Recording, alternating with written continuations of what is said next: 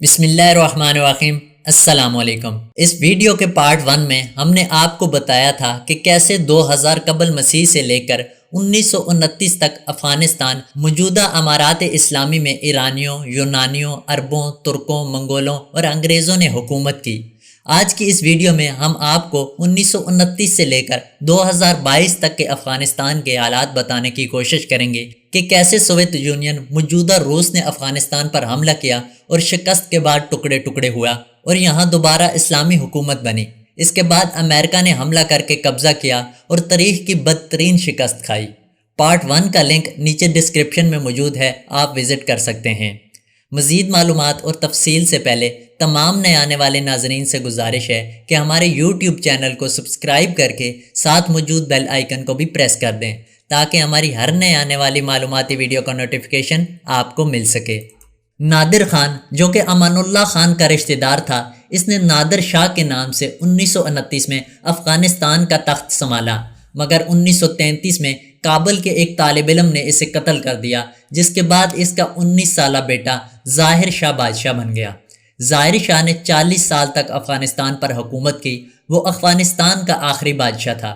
اس نے کئی وزیر اعظم بدلے جن کی مدد سے اس نے افغانستان پر حکومت کی، جن میں سے ایک سردار محمد داؤد خان تھا جو اس کا کزن تھا۔ سردار داؤد نے روس اور بھارت سے تعلقات بڑھائے۔ اسے پاکستان اتنا پسند نہ تھا۔ پاکستان سے تعلقات کی خرابی کی وجہ سے افغانستان کو اقتصادی مشکلات ہوئیں تو سردار داؤد کو 1963 میں استعفیٰ دینا پڑا، مگر سردار داؤد اس نے 10 سال بعد 17 جولائی 1973 کو ایک فوجی بغاوت میں افغانستان پر قبضہ کر لیا۔ اس بغاوت کو روس، اس وقت کی سوویت یونین کی مدد حاصل تھی۔ ظاہر شاہ فرار ہو کر اطالیہ چلا گیا۔ 27 اپریل 1978 کو سردار داؤد کو ایک اور بغاوت میں قتل کر دیا گیا اور نور محمد تراکئی صدر بن گیا۔ اس بغاوت کو بھی روس کی مدد سے ممکن بنایا گیا۔ اس حکومت نے کمیونزم کو رائج کرنے کی کوشش کی اور روس کی ہر میدان میں مدد لی، جن میں سڑکوں کی تعمیر سے لے کر فوجی امداد تک سب کچھ شامل تھا۔ روس کی یہ کامیابی امریکہ کو کبھی پسند نہ آئی، چنانچہ CIA نے اسلامی قوتوں کو مضبوط کرنا شروع کیا، جس سے ملک میں فسادات پھوٹ پڑے۔ نتیجتاً 1979 میں روس نے افغانستان کی حکومت کی دعوت پر افغانستان میں اپنی فوج اتار دی اور عملاً افغانستان پر اسی طرح روس کا قبضہ ہو گیا جس طرح آج کل امریکہ کا قبضہ تھا۔ روس کی کمیونسٹ پارٹی نے کمال اتاتورک کی طرز پر غیر اسلامی نظریات کی ترویج کی، مثلاً پردے پر پابندی لگانے کی کوشش کی۔ یہ تبدیلیاں افغانی معاشرے سے بالکل مطابقت نہیں رکھتی تھی۔ افغانستان میں جب حالات بہت خراب ہو گئے تو افغانی کمیونسٹ حکومت کی دعوت پر روس نے اپنی فوج افغانستان میں اتار دی۔ 25 دسمبر 1979 کو روسی فوج کابل میں داخل ہو گئی۔ افغانستان میں مجاہدین نے اس کے خلاف جنگ شروع کر دی۔ امریکہ نے ان مجاہدین کو خوب مدد فراہم کی، مگر امریکہ کا مقصد اسلام کی خدمت نہیں تھا بلکہ روس کے خلاف ایک قوت کو مضبوط کرنا تھا۔ امریکہ کو پاکستان کو بھی ساتھ میں لانا پڑا۔ پاکستان کی مذہبی جماعتوں کو بھی امریکہ نے روس کے خلاف استعمال کیا۔ افغان مجاہدین اسلام سے مخلص تھے، مگر امریکہ انہیں اپنے مقصد کے لیے استعمال کر رہا تھا۔ مگر جب امریکہ کو ان کی ضرورت نہ رہی تو وہی مجاہدین امریکی اور پاکستانی زبان میں دہشت گرد کہلانے لگے۔ امریکی CIA، پاکستان، امریکہ اور سعودی عرب نے اس دوران میں اپنا اپنا کردار ادا کیا، جس میں ان ممالک کے کچھ مفادات مشترکہ تھے اور کچھ ذاتی۔ اس جہاد کا نتیجہ یہ نکلا کہ روس کو 1989 میں مکمل طور پر افغانستان سے نکلنا پڑا، بلکہ بعض دانشوروں کے خیال میں روس کے ٹوٹنے کی ایک بڑی وجہ یہی تھی۔ اس سلسلے میں روس، افغانستان اور پاکستان کے درمیان 1988 میں جنیویا معاہدہ ہوا تھا۔ روس نے افغانستان سے فوج نکالنے کے بعد بھی اس وقت کے نجیب اللہ خان کی حکومت کی مدد جاری رکھی، مگر 18 اپریل 1992 کو مجاہدین کے ایک گروہ نے جنرل عبدالرشید دوستم اور احمد شاہ مسعود کی قیادت میں کابل پر قبضہ کر لیا اور افغانستان کو اسلامی دولت بنانے کا اعلان کر دیا۔ مگر امریکہ اسلحے کی مدد سے مجاہدین کے مختلف گروہوں کے درمیان میں اقتدار کے حصول کے لیے خانہ جنگی شروع ہو گئی۔ اس وقت ایک اسلامی جہادی کونسل بنائی گئی جس کی قیادت پہلے صباحت اللہ مجاہدی اور بعد میں برہان الدین ربانی نے کی، مگر مجاہدین کی آپس کی لڑائی میں اضافہ ہوتا چلا گیا۔ بیرونی طاقتوں نے پشتو اور فارسی بولنے والوں کی باہمی منافرات کا خوب فائدہ اٹھایا۔ اس وقت کی حکومت میں پشتونوں کی نمائندگی نہ ہونے کے برابر تھی، جس سے ان میں شدید احساس مرومی پیدا ہوا۔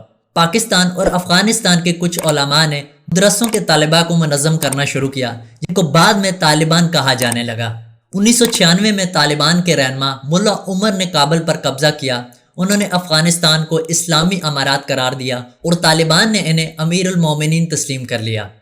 طالبان نے 2000 تک افغانستان کے 95% علاقے پر قبضہ کر کے ایک اسلامی حکومت قائم کی۔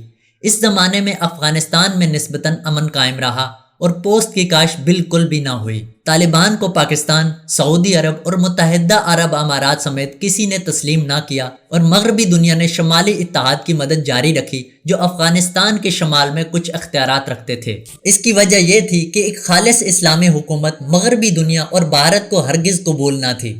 یاد رہے کہ طالبان سے پہلے بھارت کو افغانستان میں خاصا عمل دخل تھا۔ طالبان کے دور میں پاکستان کا اثر افغانستان میں بڑھ گیا اور 50 سال میں پہلی دفعہ پاکستان اور افغانستان کی سرحد پر ایک طرح سے دوستانہ امن قائم رہا۔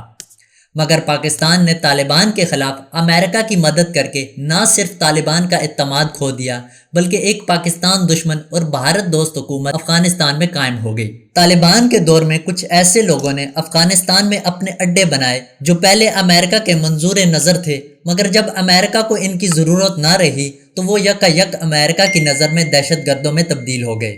ان میں اسامہ بن لادن اور ان کے ساتھی بھی شامل تھے، جو افغانستان میں روس کے خلاف جہاد میں سرگرم تھے۔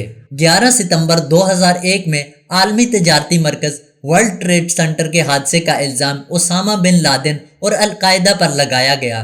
ان لوگوں کو طالبان نے پناہ دے رکھی تھی اور افغانی روایات کے مطابق انہیں دشمن کے حوالے نہیں کیا جا سکتا تھا۔ اس بہانے 7 اکتوبر 2001 کو امریکہ نے افغانستان پر پاکستان کی مدد سے حملہ کر دیا اور افغانستان پر قبضہ کر لیا۔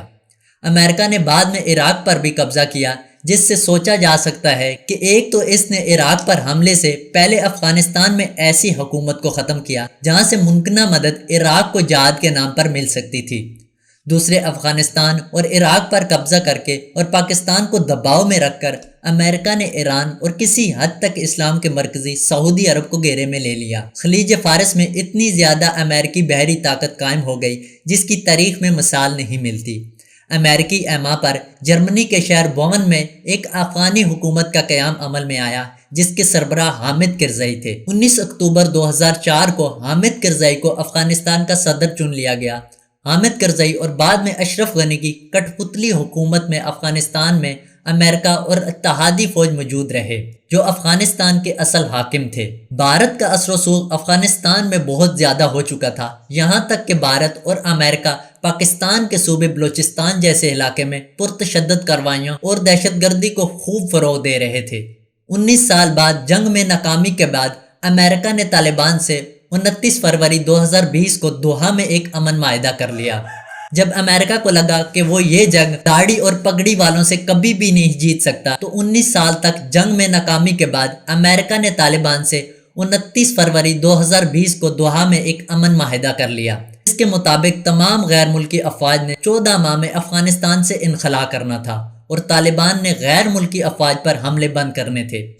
دوحہ معاہدے کے 14 ماہ بعد کافی حد تک غیر ملکی افواج کا انخلا ہو چکا تھا۔ 1 مئی 2021 کو طالبان نے کٹ پتلی افغان حکومت کے خلاف ایک مسلح کارروائی شروع کی اور بمشکل 3.5 ماہ میں بیشتر افغان علاقوں کو فتح کر لیا، اور 15 اگست 2021 کو طالبان نے بغیر کسی مزاحمت کے کابل دوبارہ فتح کر کے اسلامی امارات افغانستان کو بحال کر دیا۔ 30 اگست کو باقیہ غیر ملکی افواج بھی انخلا کر گئیں۔ 17 اگست کو باقیہ افغان فوج اور حکومتی عہدیداروں نے صوبہ پنشیر میں امر اللہ صالح اور احمد مسعود کی قیادت میں ایک حکومت قائم کی اور طالبان کے خلاف مسلح کارروائیوں کا آغاز کیا، اور 6 ستمبر تک شکست کھا گئے اور طالبان پنشیر میں بھی داخل ہو گئے۔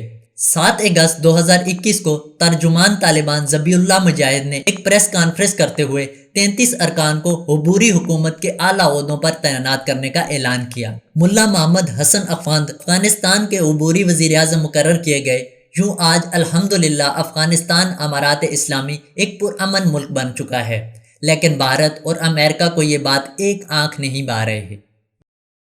ویڈیو پسند آنے کی صورت میں ہمارے یوٹیوب چینل کو سبسکرائب کر کے ساتھ موجود بیل آئیکن کو بھی پریس کر دیں، تاکہ ہماری ہر نئے آنے والی معلوماتی ویڈیو کا نوٹیفیکیشن آپ کو مل سکے۔ شکریہ۔ السلام علیکم۔ اللہ حافظ۔